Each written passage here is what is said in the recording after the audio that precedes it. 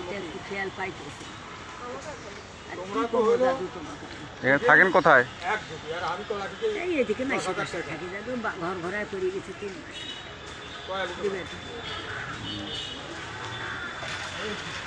কয়েকদিন থেকে আপনাকে দেখি না। বাবা আমি রোজার মাস উঠালে বাইরে বাইরে তাওয়ার 10 দিন থাকাতে আমি নামাজও পড়তে পারিনি। তাওয়ার খুব বিপদে দাদু।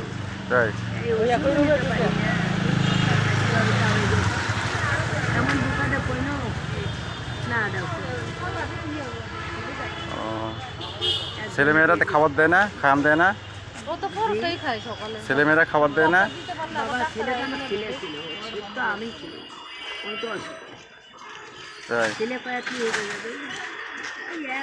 এই মানে মাথাটাই ভেজাল করিয়ে এখন আমার শরীরকে কি মাথার সমস্যা?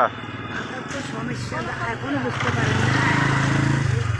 আরে কইতেও পারি না তো, আমার মাথা এক রাইতে মানে এই সমস্যাটা হাজির হয়ে গেছে।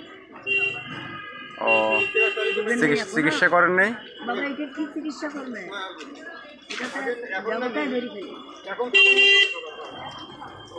এটা চিকিৎসা কি করবো শোনা বাবা? ও তো আমার দিলে করলো, আমি কইলে বুড়ে বসে করতে পারি। আচ্ছা আচ্ছা ঠিক আছে, আচ্ছা ঠিক আছে বুড়িমা, ভালো থাকেন।